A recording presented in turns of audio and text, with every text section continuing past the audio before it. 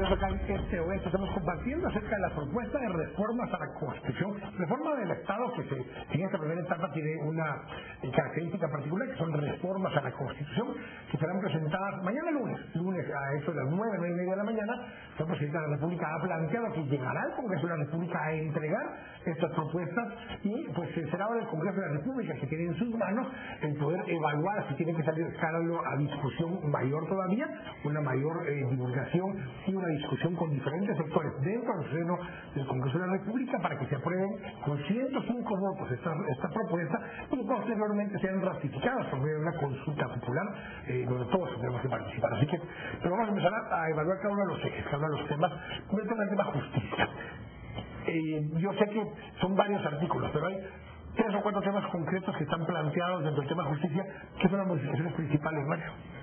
A nivel de Corte de Constitucionalidad se consideró importante, por ejemplo, suprimir a los magistrados suplentes y que se convirtieran en magistrados propietarios todos. Entonces, en lugar de tener una Corte de 5 magistrados suplentes, 5 magistrados propietarios, se establecieron 11 magistrados propietarios. El 11 es para efectos de que no haya empate, ¿no? La otra es darle estabilidad a la Corte de Constitucionalidad y se estableció un periodo de funciones de 10 años. Actualmente es de 5, son traumáticos estos cambios, pero que haya una renovación de la mitad de la Corte cada 5 años. Entonces, eso le da a la Corte de Constitucionalidad una estabilidad, le permite también que se organice en cámaras, aunque hay ciertos temas que sí lo tiene que conocer el Pleno de la Corte de Constitucionalidad, por ejemplo, impugnaciones contra leyes, por ejemplo, los debe conocer la Corte de Constitucionalidad, amparos contra el presidente, contra la Corte Suprema, contra el Tribunal Supremo Electoral, contra el Congreso, deben conocerlo el Pleno de la Corte, pero en cámara, ¿verdad? Se puede conocer, digamos, cosas, digamos, que plantean los particulares, contra reglamentos, contra acuerdos, en fin. Una pregunta técnica en este caso, porque yo sé cómo funciona en teoría en la Corte Suprema de Justicia. Cuando la Corte se integrada, pero algún magistrado de la Corte Suprema de Justicia se va a inhibir o no va a participar, hay como reemplazarlo a través de los magistrados de las salas. En el caso de la Corte de Constitucionalidad, si algún magistrado tuviera que inhibirse o no puede participar o está enfermo o cualquier condición que se pudiera dar, ¿qué pasa en esos casos? Lo previmos, fíjate, Kike, establecimos que el Pleno era de 9. Okay. Entonces dejamos 2 magistrados, ¿verdad? El Pleno se forma con 9 y entonces hay por sorteo. Pregunta porque es algo totalmente práctico, lo previmos, ¿verdad? Así es, ¿verdad? Entonces puede inmediatamente entrar. ¿Quiénes designan a esos magistrados? Los magistrados de la Corte Constitucional salen de normalmente hay 6 cuerpos colegiados, los mismos 5 que están, que es Congreso de la República, Corte Suprema de Justicia, Colegio de Abogados, Universidad de San Carlos de Guatemala, Presidente de la República en Consejo de Ministros y un Consejo de Decanos de las universidades privadas del país que elige a un magistrado. Entonces de ahí salen los 11 magistrados de la Corte de Constitucionalidad. O sea, 2 cada uno de los menos 5 que ya estaban vigentes y un 11º de los decanos de las facultades de Derecho Privado. Una modalidad es que sí se estableció, por ejemplo, que el Congreso, 2 magistrados que eligen, sea por mayoría calificada y no por mayoría absoluta, como es actualmente. Y también se estableció con la Corte Suprema de Justicia que también fuera por mayoría calificada de sus miembros. En el Colegio de Abogados, no que entraran en planilla los 2, sino que sean por 2 mayorías simples, los candidatos que obtengan las 2 mayorías simples mayores. O sea, se trató de, digamos, hacer ajustes y tratar de que el mérito, ¿verdad?, de capacidad, de honradez, de idoneidad sea el que impere en un momento dado para los efectos de designación de estos magistrados. Cuando ves esto, Fernando, obviamente son temas muy legales, temas muy jurídicos, pero tienen que ver con el día a día de la población, aunque muchas veces no nos damos cuenta. Lo que termina pasando en la Corte Suprema de Justicia, lo que termina pasando en la Corte de Constitucionalidad, tiene un efecto, un impacto en el día a día en nuestra sociedad. La gente ve como poco práctico a veces algunos de esos mecanismos. ¿Crees tú que esto puede tratar de empezar a cambiar la percepción de la gente y que se vuelva algo tal vez menos engorroso, menos trabado? ¿Qué es el objetivo realmente de modificar esto? Yo creo que lo que va a sentir al ciudadano es una justicia más profesional y más independiente. Eso es lo que va a ganar. el ciudadano, saber que la justicia responde a criterios más profesionales, y eso es algo muy importante porque eso hay que verlo pues obviamente también con el elemento de la carrera judicial, que es un elemento importantísimo de la reforma de la justicia. Y por otro lado, pues eso está en el artículo 37 de transitorio, el tema de la ley, y se establece además que hasta el nivel de corte de apelaciones tenemos una carrera completa, desde jueces de paz hasta la corte de apelaciones, lo cual es un gran logro para el país en términos de justicia. El prolongar los periodos también asegura independencia de los magistrados en su función suprema. Y por otro lado, algo muy importante que Mario ha insistido mucho, y también Tono Arenales, es el tema de la independencia de la función propiamente de la administración de la justicia, la función administrativa. Aquí hablamos del organismo judicial. El organismo judicial se hacen esas dos cámaras, digamos, dos estructuras. ¿Cómo funciona esta parte? ¿Cómo se separa esto? ¿Siguen siendo los mismos magistrados que hay hasta ahora? ¿Pero simplemente se distribuyen en cámaras?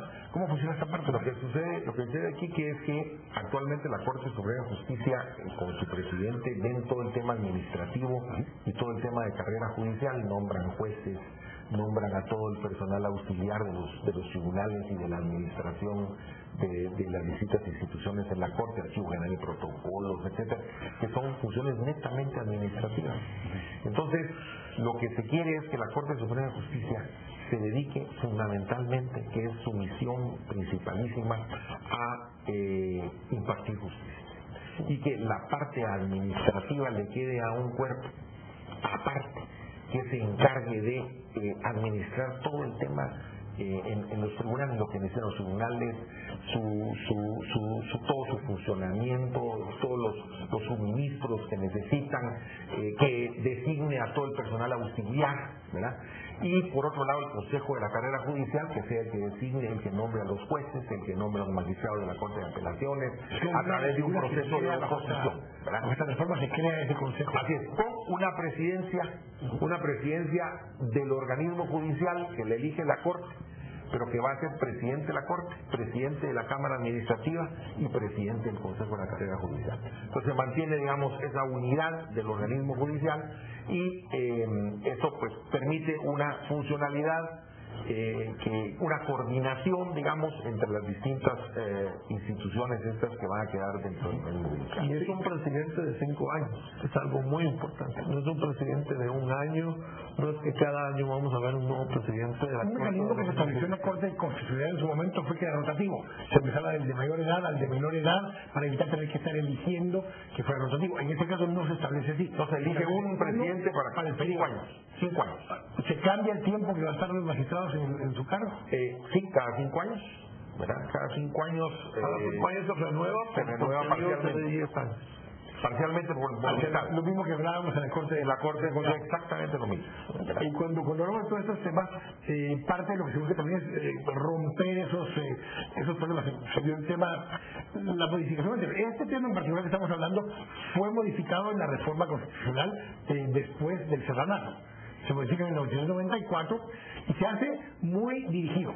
Veníamos de un problema de una consolidación de poder absoluto en el presidente de la Corte Suprema de Justicia en función de José Rodríguez Peralta, y casi que se diseña la reforma constitucional de aquella época derivada de ese problema, y se establece entonces que haya una presidencia rotativa para evitar que haya un aglutinamiento de poder de una persona. Ahora nos vamos de nuevo a aglutinar poder en una persona, en el que quede electo presidente. Lo hago como comentario porque hay una reforma anterior que dispersa el poder y lo obliga a que sea rotativo, y ahora vamos a otra donde vuelve a aglutinar el poder en una sola persona. Sí, porque el problema en esa oportunidad, digamos, fue una reacción. Yo no estuve de acuerdo con esa. Pero fue reactivo. Fue reactivo contra la presidencia, digamos, del organismo judicial que tuvo con José Rodríguez, como tú señalas. Entonces fue una reacción del Congreso más que todo frente a esa experiencia. Pero ahora hemos tenido una experiencia en los últimos 2 cortes por lo menos 20 años ya llevamos, pero por lo menos 2 de las últimas cortes han tenido un problema más grave y nos hemos enfrentado a cuál fue la consecuencia de eso. Entonces creemos que debe existir ya una estabilidad ¿verdad? En el organismo judicial, también en materia de presidente. Pero lo importante es rescatar sobre todo el tema de qué gana el ciudadano con esto. Y lo que estamos es protegiendo la independencia de los jueces. Eso es lo más importante. En todo sistema judicial, uno de los valores, uno de los principios fundamentales de un sistema de justicia efectivo en la democracia es la independencia de los jueces. Pues justamente tenemos casos, Fernando, donde si algún juez no resuelve en la forma en que, vamos a decir, desde un magistrado quisiera, hasta la CICIG, pasando por cualquier intermediario ahí en medio, solicita y exige que se remueva al juez. Este mecanismo lo que haría con la ley del sistema judicial también, la carrera judicial que estaría en el artículo 37 transitorio, más lo que establece ya este Consejo Administrativo del Sistema de Justicia, rompería ese esquema. Ese es el objetivo de esto. Ese es uno de los objetivos. Y también el control, al tener periodos más largos de nombramiento de los magistrados de la Corte Suprema y de la Corte de Constitucionalidad, el temor de que estén dependiendo de intereses que tienen que estar satisfaciendo para poderse mantener en el mercado. Por ejemplo, aquí hay una cuestión crítica. La Corte Suprema de Justicia es la que al final conoce, digamos, en el último recurso, el de casación, conoce el amparo, pero al mismo tiempo nombra a los jueces y los traslada. Entonces, esa jerarquía, son juez y parte en muchas cosas. Entonces no tiene sentido. Mejor que la Corte Suprema de Justicia realice su función de impartir justicia totalmente separada de lo que es propiamente lo administrativo y propiamente lo que es la carrera. Tenemos un caso, eso es un tema más electoral, que ni el Tribunal está en Supremo, el electoral, ni la Corte está en Suprema tampoco, porque tiene siempre la última instancia en temas de amparo y otras materias de parte de la Corte de Constitucionalidad, que es uno de los temas que ha seguido haciendo mucho ruido con respecto a esto. Solo rápidamente, en el tema del Procurador de los Derechos Humanos, nos falta el Ministerio Público, lo vemos después del corte. En el tema del PDH, básicamente la única modificación es que otras carreras humanistas y de ciencias sociales puedan también correr para el cargo. Para que pueda hacerse. Es básicamente el único cambio.